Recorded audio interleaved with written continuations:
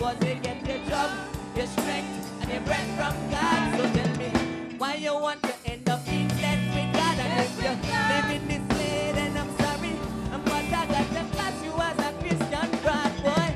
Cause you get your job, your strength, and your breath from God. So tell me, why you want to end up in debt with God? And if you live in this way, then I'm sorry. But I gotta class you as a Christian broad. So Christian people, wake up, why? Wake up, why? It's time that we get serious. Christian people.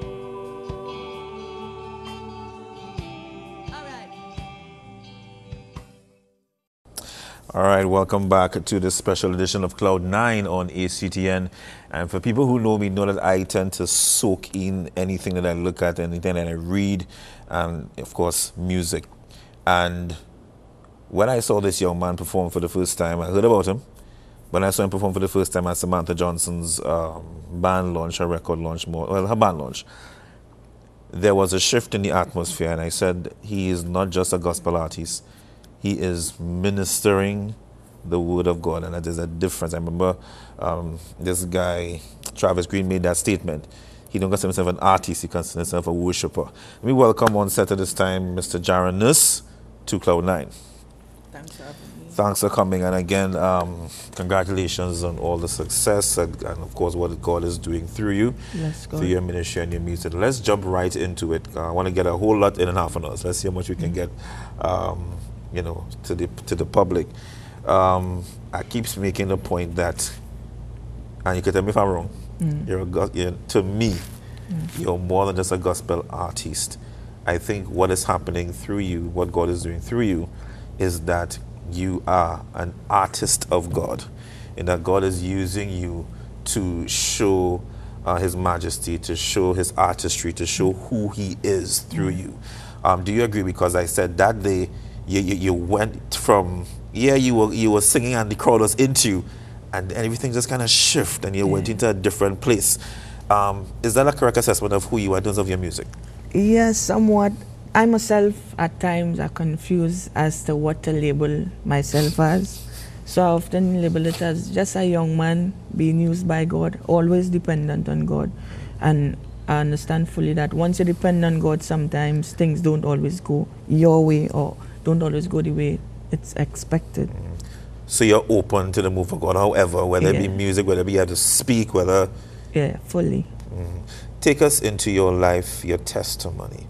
Again, I've heard about it, but I've never heard it for myself, and I'm sure there are many others who've never heard it. So Jaron wasn't always in this place. There was a past. And, you know, not as your name Jaron, you nursed some serious wounds, you know, in years gone by. Tell us about your life and how did things begin and how did you end up in this place? Well, how it all began, you know, I was adopted from 14 days old, 2 weeks old, by who was supposed to be my godparents. They became, I often say they became my biological parents, where no one wouldn't understand, no scientist wouldn't understand that. But I came as a product of an abusive home, you know, from a baby. Just as my mom came out of the hospital, my dad was on drugs, you know, and she had a mental breakdown because he would often abuse her and verbally and physically. And that a few times that, like, just from the hospital, my parents, who I now call my parents, my godparents then, came to visit the child that came from the hospital, and my parents was in a fight, and they wasn't seeing the baby boy nowhere, and then they looked to the back, and my mom placed me for safety behind a couch. And they took me for a while, took me away, and people were saying that, you know, it's not quite safe to have him away from her, seeing that she just came out of the hospital, is not healthy. So they took me back. And upon visiting again, same scenario occurred. And that's when they said, well, you know what, we'll really have to take him. And they took me from that tender age. My dad, still on drugs. My mom had a mental breakdown, as I said before. And I then came to a place called Carnage. I grew up in Carnage. And in Carnage, people knowing my life story, it was challenging because you call it the ghetto area, and in the ghetto, once they know once they have a number on you, they will use that number. And sometimes any little altercation with a young person, you know, they'll tell you that, you know, you don't know your mom, you don't know your dad on drugs, your mom mad. And because of that, it brought a anger in me. And a bitterness. Yeah, very angry young man. Went out to school, you know, was involved in a lot of fights and wasn't no normal fights. I'd always resort to weapons, and I had instances where I use a pen and stab people who I was good with. And because of that, I just was searching for comfort. And how old were you around this time? About fights? 13, secondary school. Very, very young. Yeah, that's where I say that secondary school was like the intersection in my life. And as drivers, we know you enter intersection and you're not sure where you get off, you'll get lost. And I got lost following the wrong company, started selling marijuana. I had no reason to, because who I grew up with, who I said became my parents, they had a mini mart and they gave me money and snacks. But I just, at that time, I felt like that was the thing, so I started selling marijuana in school. And to make a long story short, there was this guy, we'll list him as Mr. X. Mr. X used to purchase the marijuana for me home because my mom was a prominent figure. Who I call my mom now is my adopted mom, who became my mom. She's a prominent figure in the place, Carenage. So it would be really weird for me to go and purchase marijuana. So I'd give Mr. X to go and purchase it for me. And when I get off to school, because of my surname, Nurse, I grew kind of popular in school. So I'd give a fella called Mr. Y to sell it for me. So it was somewhat like a young drug dealer, not really dealing with it, just collecting money. Kind of interceded. Yeah, but to make a long story short, you know, my mom had a dream a night. I got the marijuana and I said, you know what? I wouldn't roll it at home. I'll go in school with the parcel and roll it out in front of my friends because it will look tough. And she had a dream, because my mom is a praying lady, and I always say thank you, Jesus, for his grace and a praying mother. She had a dream and she saw that police had handcuffs on my hand, and she got up and she went and searched my bag and she found it. She woke me up like after 2 that morning, really to tear my skin, but she had no reason but to comfort me, because she said it's the first time she ever see me in such state. She said I look different, so she then had to comfort me. And she asked me where I got it from, and I told her, well, I got it from Mr. X. And I explained to her, and the morning she gave it back to Mr. X, and she told him, well, he should encourage Jaron in such life, and likewise he shouldn't be living such life. So he backed off? Get rid of it. And she dealt with him like a mother. Okay. She said some other parent would have called the police, but I choose not to. I dealt with you as a mother to a son. But to make a long story short, today, Mr. X, he's in prison for murder, and Mr. Y that used to sell it for me, he's murdered. So we don't need a rocket scientist to determine what would have been my fate if I had continued such life, because they say in Trinidad, there's 2 things they design for young men. Is either you pass very slow in a hearse or you pass pretty fast in a prison bus. But I thank you, Jesus, that this young man didn't take either of those. So when did the turning point come for you that you found Christ? Or as we say, Christ found you?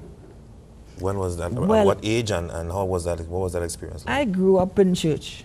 So I was like a backslider in church. So I love to tell youths that it's very possible to go to church. You're in church, but church and Christ, nothing new. And I'd come to church every Sunday with my mom, sit in the front row with my mom, and don't know my position in God, but I know my position at the front row in church. And I class myself as a Sunday morning backslider every Sunday. And I was different in the dark. When I go to school, it was something different, somebody different.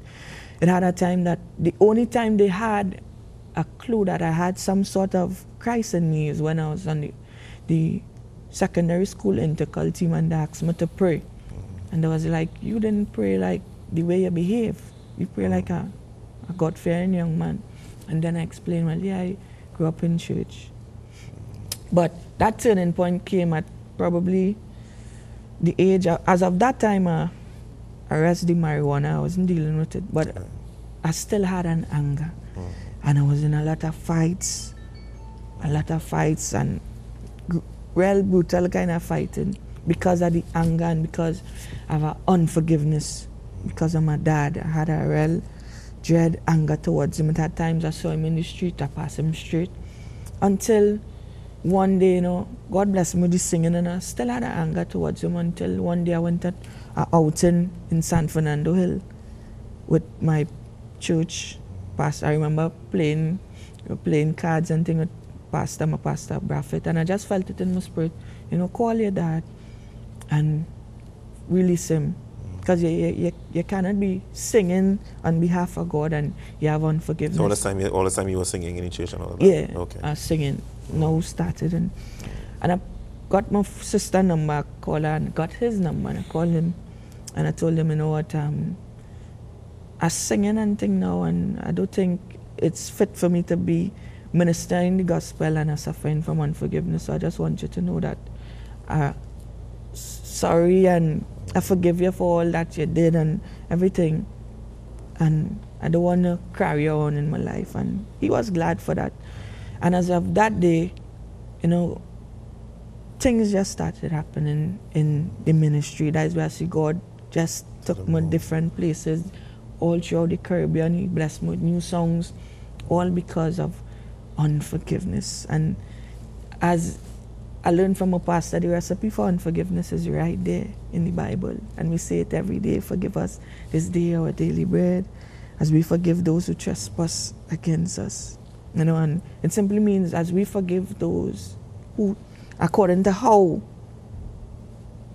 you know, as we forgive those who trespass against us. Again, a little, yeah. But you can't want forgiveness and not forgive those that trespass against you. So it's according to how you forgive those who trespass against you. You have to understand that forgiveness is also for you, in that, you know, if you want God to deposit things in your life, then you need to release, because he did the same thing for us. And we tend to hold on, and we're holding back our own blessings and holding back blessings of others as well.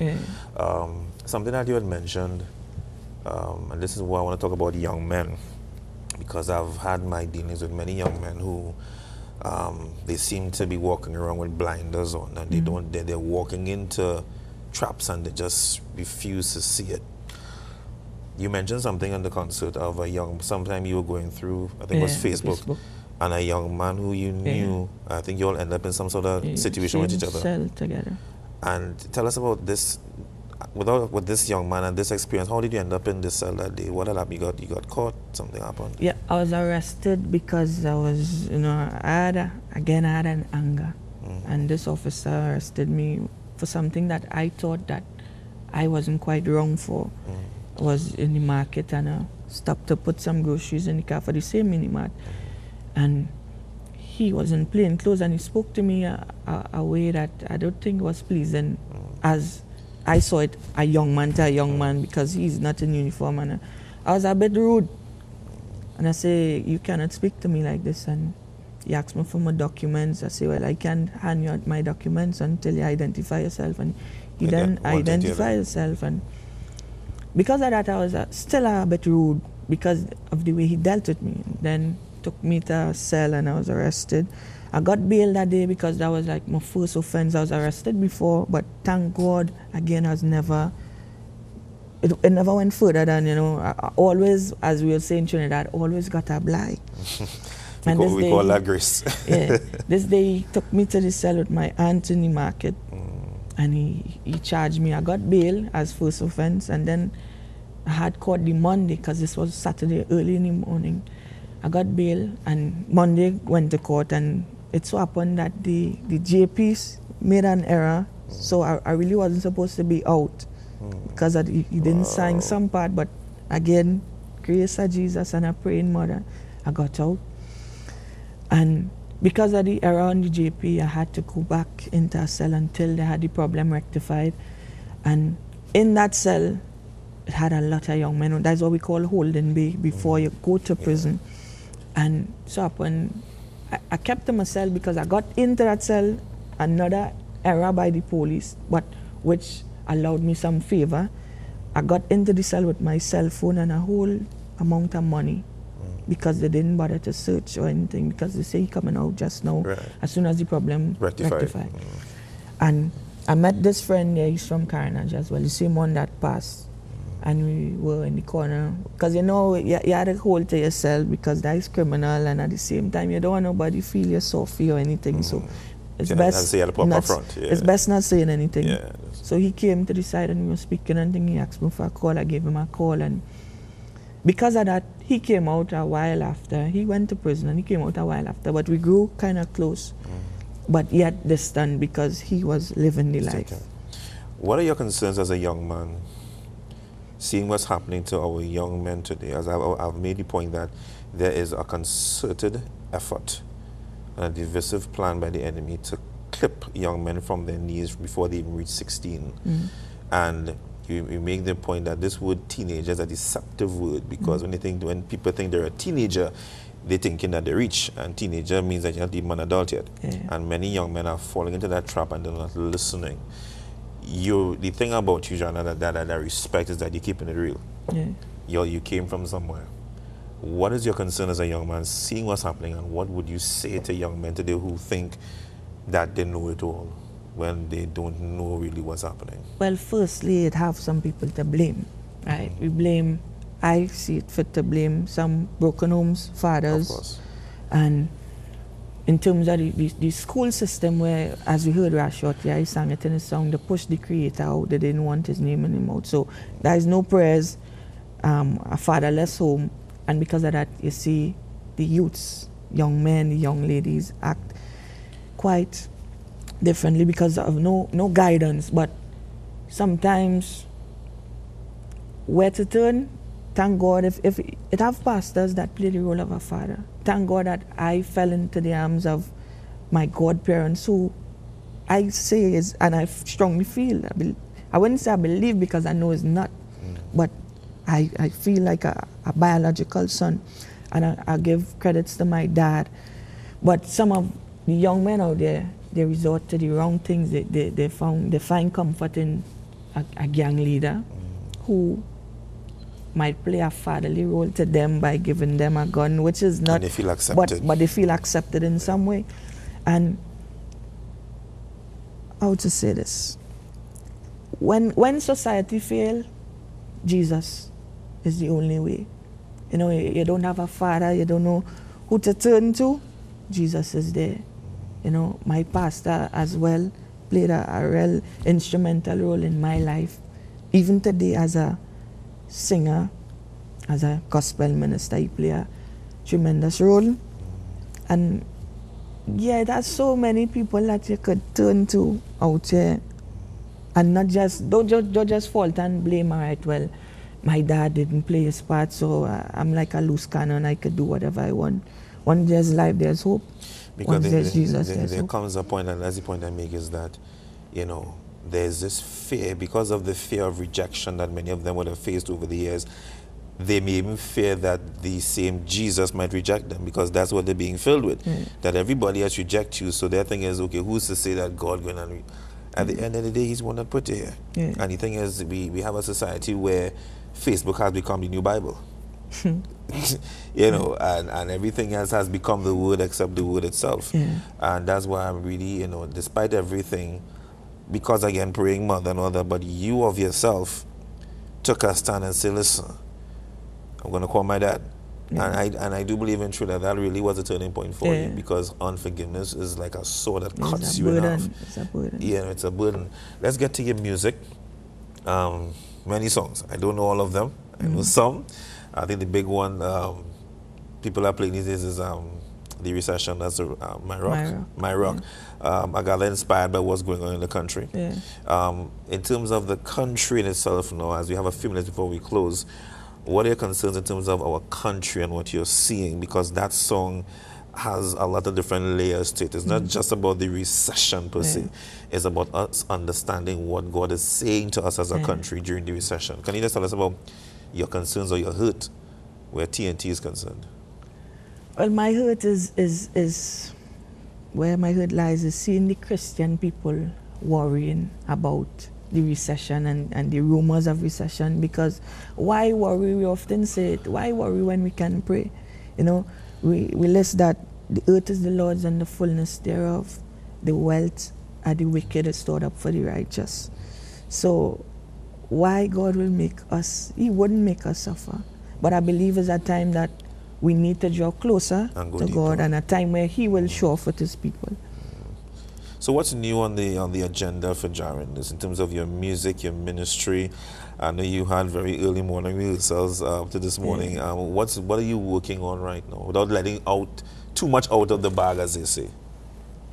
Presently working on a lot, you know, because the give God bless mood is I really can't explain it. Sometimes that we go to rehearsal and is God bless us with a new song. Things didn't go, even in rehearsal, things don't go as planned. Sometimes people passing down in the street and they come up and they'll be ministered to, and that of itself is a blessing. But in terms of new songs, I have a whole lot of new songs. Even last night, God bless me with another song dealing with Christian youths, as you know, we're struggling daily and who to talk to. Do you think that just to stick up, just to interject at that point, do you think that is a struggle that people don't tend to understand? They expect Christians to have it all together, and they too have, of course, their mountains. Yes, you know? Yeah, and that is included in the song, you know. And why we tend to see that way is because some of the people that we tend to look to, they don't bring it real to us, as you know, be careful of this and be careful of the real life issues and be careful of the fornication and how to avoid this. You know, some of us kind of somewhat afraid to speak about such topics, but is necessary. Youths, Christian youths need to know how to walk away from temptation. What's the best way to deal with being in a relationship and staying away and abstaining from fornication? And that's true, because Christ didn't walk in a fake world, he walked in a real world. And the thing is, you know, we go to church on a Sunday, and I make this point quite often, that we get fueled up by the word on a Sunday, but we don't drive the point home during the week. We sit down. And I think what you are doing is what many people should be doing. That is a great point. You're driving the point home daily, you know, through your music. And as I said, I really wished, I'm going to have to talk to Samantha about getting a clip the way you perform, because people need to see what happened that day. People literally stood like this, from jumping up to the rock, and it's like everything. I know a friend of mine always who was there, and she's very meticulous and very particular when it comes to music. And she's like a mother to my wife and I. And she literally ran me over when you came to go downstairs, because she is just so inspired. It's not just young people alone, you're touching everyone with your music. That's something I thank God for, and I bless God for that always. Anything you'd like to say to the nation at this time, to the people, to the youths? Any advice? You know, the floor is yours, Jaron. Well, what I like to say, if you don't have Christ, you don't have nothing. You know, Jesus is the only way out here for the young men, the young women, the elders. He's the only way for everybody. And I encourage you, you know, stay connected to heaven. Once you're connected to heaven, no man on earth could pull your plug.